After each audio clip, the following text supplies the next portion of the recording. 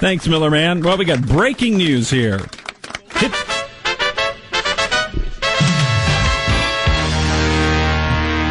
This is Sports Radio. Okay, thanks. The Biebs continues his slow descent or rapid descent. Spiral. His spiral into mayhem. He was arrested, Justin Bieber arrested early this morning for drag racing and DUI in Miami Beach.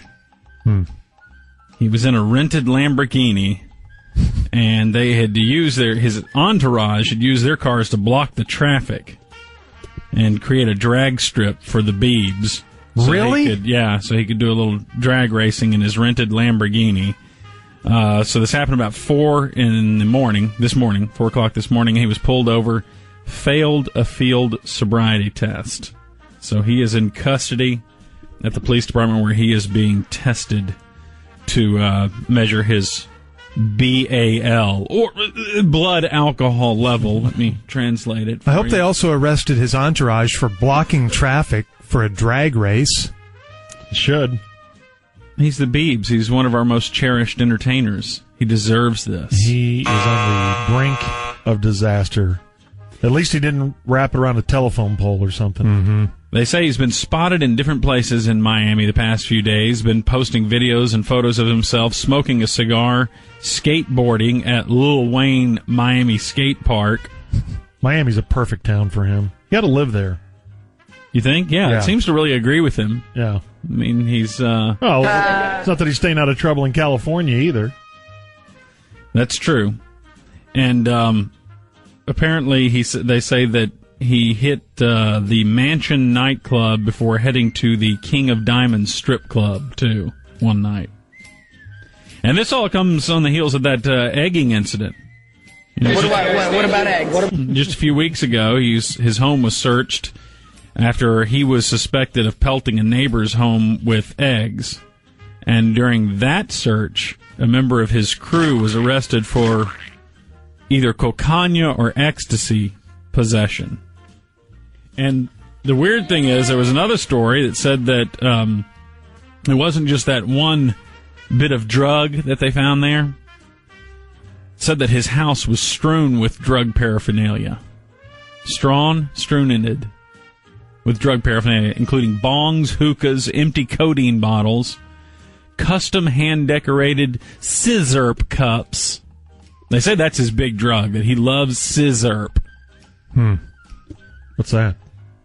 You know what scissorp is. It's lean. What's that? I think it's similar to purple drank. Oh. Purple? Oh, you know what that one is, I know huh? what purple drank is. It's codeine cough syrup mixed with something. Usually it's mixed with Sprite and I don't know what else. What else they throw in there? Lizards? I don't know. Purple drank. Will he check himself into rehab before the summer? No. He's not there yet. No, he's not done rehab yet, has he? Mm-mm. Yeah, I think he's still thinks he's invincible, and he'll be out of jail here in about an hour. Yeah. And then he'll go back to his ways. I think it's going to take something catastrophic for him to go to rehab. Yeah, but I'm saying that's probably going to happen before the summer. He's going to have some sort of catastrophic incident between now and June, and he'll have to check himself into rehab. He is only 19. 19. Wow. And George, you promised me. Hey, Gordo. I thought he was a good kid. Check into this kid, Justin Maybe Bieber. he was, but he just couldn't handle the fame. Christian family. Good, sweet kid. Loves his mom. He's well behaved. He's yes sir and no I sir. think he was hat a good over the kid. heart. And then he got in to all the fame and fortune, and I mean, adults can't handle that. You expect a 16, 17-year-old kid to handle that? It's pretty amazing how he and Miley are paralleling each other. They are both the most annoying people in entertainment. They are also arguably the most successful, and they are so wheels off. To me, Miley seems to have it together more than Justin Bieber does. Even with the tongue thing? I don't know. It's pretty close. Well, the tongue thing is just a stupid aesthetic choice she's making. But she's also into the drug. Yeah, we have audio of her on drugs. Yeah, but doesn't she seem like she's not as menacing as the Biebs? I mean, the Biebs has all those, videos of him, like, urinating in to a mop bucket in a kitchen backstage. Yes, I would say he's worse. And making like really obnoxious comments. What insulting comments has Miley made? I would say he's worse. Also, in the raid on his home after the egging incident, according to sources, there were 2 large cookie jars filled with weed in plain view. Why are you laughing, George? It's not funny. I know. Teenage drug use is a serious problem in the Bieber household. There were also 4 to 5 empty codeine bottles in the Mansion, which I'm assuming that was for the Scissorp. We need to do more Scissorp on this show. Let's do it at Ticket Stock. There we go. We don't have any more time to do anything or have another guest at Ticket Stock. There were also 3 bongs in his place, 1 in the TV room, 2 in the kitchen. There were styrofoam cups scattered throughout the house that had elaborate drawings on them, including the names of people who used them. The cups were used for Scissorp, a.k.a. lean, which, according to inside sources, that's Justin's drug of choice. He loves the Scissorp. He doesn't seem to like the cocaine or any of that as much as he likes the Scissorp. Lean, I'm sorry. So, yeah, it's Sprite that's usually part of the Scissorp formula. But, according to TMZ, they say that Justin prefers pineapple Fanta instead. Mark that under who gives a They have that? Pineapple Fanta? Yeah. Well, I don't think that's the lead of the story here, that they have that. Well, have you heard of that before? No. Okay. I've heard of it. Really? Yeah. Sounds kind of awesome. I thought that there was like some rule that Fanta couldn't have pineapple or something because of some competing That'd be a company. stupid rule if they had it. Some competing company had the rights to that drink. Must have been Dole, right? Don't they have all the pineapple juice? Yeah, that's canned it. Pineapple. It was through an agreement with Dole. It was called the Fanta Clause, and they. Oh my God! Did you hurt your back doing that back down there? You are a funny human being. You really are. Listen to George over there. I need to not. George. I need to not make you laugh. Man, Dole doesn't have a carbonated pineapple drink. That was so reeled in. That was great. The Fanta Clause. That's so dumb. Jeez. Okay. Let's get on to some other stories, if indeed there are any. All right. So he's arrested and all that stuff. Josh Brent found guilty by this jury. They deliberated a total of 9 hours about whether he was actually drunk when he was driving back in December and killed his teammate. And they found him guilty. So he is going to be sentenced, I guess tomorrow they're going to start the sentencing phase, correct? Mm-hmm. But it was weird. Right after he was found guilty, got the handcuffs slapped on him. Yep. Let out of there. Wow. And we're going to do an extended segment on this at 8:15 today because there's so much to talk about this guilty verdict of a Dallas Cowboy. Jerry Jones even issued a statement on it. We'll get to Jerry's statement. We'll get to the repercussions of this, and we'll get to what this means as a society that he's found guilty. Famous cowboy found guilty. That's justice, right? Yeah, and I think most expected him to be found guilty. It's the sentencing that's really interesting because he could still get just probation or he could get 20 years. And because they ruled that he used his car as a deadly weapon, whatever he gets, he has to serve at least half of that. So if he gets 20, he must serve at least 10 years. But didn't they have the option of convicting him of a lesser charge? Like just manslaughter instead of intoxication manslaughter? Yeah, but I think it was stacked against him. Because of the prosecutor in court evidence. Holding up 2 bottles and shoving them and demonstrating how he felt Josh Brent got drunk. So 8:15 today, I want the P1s to tune into this. We're going to have more details on this and an extended discussion. Garland police have arrested an 18-year-old kid of gunning down that 7-Eleven clerk. You may remember this. There was a 7-Eleven clerk that was found fatally shot inside the store. A store delivery clerk shows up at 3:30 in the morning on Tuesday morning, finds dead on the floor Youssef Tulu, a 31-year-old clerk who was very well loved by the customers of that store. So he's dead on the floor. So they get the surveillance footage, and it shows a masked man robbing Tulu at gunpoint with a small caliber rifle and then shooting him. So they released the surveillance video of the robbery on Tuesday. They're looking for someone, and then they finally make an arrest. And it's an arrest of a kid, an 18-year-old kid. I can't believe this. And this kid was arrested back in December for public intoxication, too. But 18, and he's already allegedly killed someone. And his name is Colton John Moore. And he lives in Garland.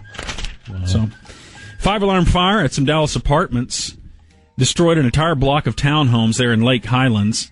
And then a second 5-alarm fire breaks out just 2 hours later in an apartment complex less than 3 miles away. 5-alarm fires are kind of rare. See this footage on TV last night? Wow. I didn't see the footage of it. Good God. Could you see any smoke? I can't remember seeing a fire quite like that. It was... Is that the end of your What do they editorial? think started it? Well, I need pictures to further illustrate my point, but I don't know. Bad?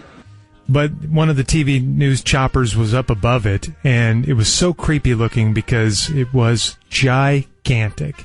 And the reporter said, it's 3-alarm now. This is going to go to 5-alarm within minutes. And it was, you could see it spreading through the bottom floors of the apartment complex and working its way up. It was spreading so quickly. And it was so high. Did the fire department adopt that scale from, like, Chile? Other way around. Oh, it is? Yep. Yeah. Okay. So alarms mean how many different fire stations are called in, or how many different fire departments, or...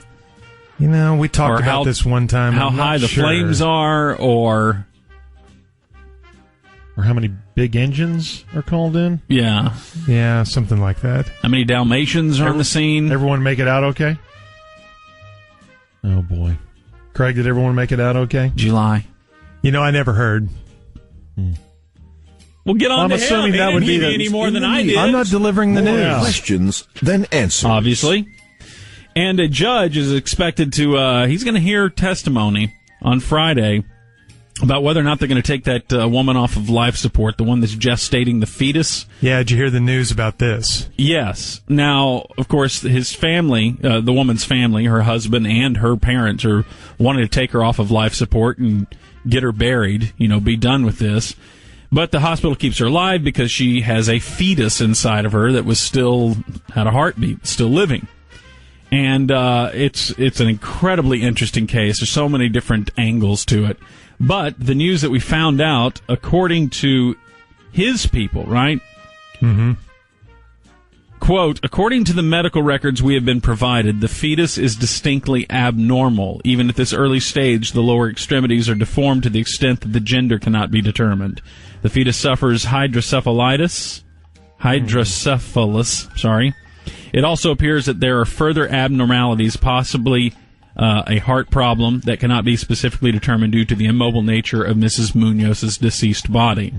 This information is not surprising due to the fact that the fetus, after being deprived of oxygen for an indeterminate length of time, is gestating within a dead and deteriorating body as a horrified family looks on in absolute anguish, distress, and sadness. Doesn't that change everything? Now we understand why the family doesn't want to have the child because the child is terribly deformed. I do think that this makes a big difference. Mm-hmm. If you'd looked at that and seen a healthy fetus, thriving fetus in there, yep. Especially the hydrocephalus. Doesn't that seem to change your mind? Mm-hmm. Or should it really change your mind when it has to do with this guy is still saying, my wife is dead?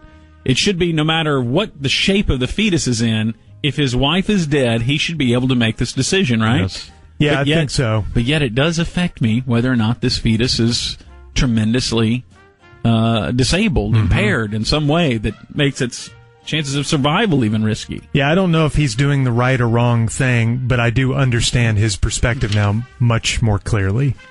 I wonder why they didn't tell us this before. Don't you think that's weird? I guess they just tried to do everything privately. Yeah. And we killed a Mexican here in Texas. Why did the music stop? It just sounded a little harsh, but he is from Mexico. Why did it sound harsh? We executed a Mexican down there for killing a police officer. He was from Mexico. Yes, and that was the big story, was that Mexico was putting pressure on us, saying, don't give us your death penalty kind of thing. This is a Mexican citizen. Well, maybe don't send someone over here to kill somebody. Obviously. It happens, man. He killed a police officer back in 1994. He got the lethal injection, this killer.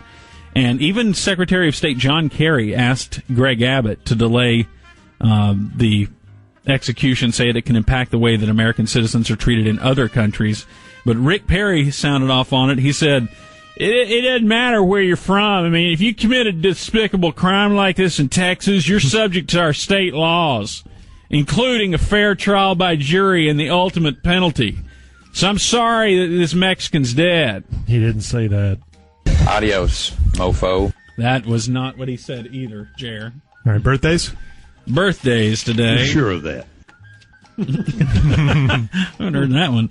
Gil Gerard is 71. Isn't that Buck Rogers? Believe so. Buck, Fo. Well, I won't play the name song with him. Yeah. Rutger Hauer is 70. Founder of a university. Anita Pointer. You need a what? Anita Pointer to kind of show you what I'm talking about over here. Pointer sister? Yes, a Pointer sister. She's 66. Richard Dean Anderson is 64. Which one is he? Airwolf or MacGyver or MacGyver? Who's Airwolf? He's MacGyver. Who's Airwolf? He was a Michael real J. Fox. Airwolf. No, the Airwolf was the real wheels off guy, right? Yeah, Michael Vincent? He's MacGyver. Jan Michael Vincent, thank you, Jeremy. You win. What do I win? I'll point at you with my pointer. Ow! Robin Zander of Cheap Trick is 61. Greatness? Anita Baker. More Because Anita I what? want some donuts or some I like sort Anita of a, Baker. Yeah. She's great. She is 56. And actress Tiffany Amber Thiessen. Oh, actually, this just says Tiffany Thiessen is 40, so she must have divorced Amber. Okay. So there you have it. All right, that's Muse 733.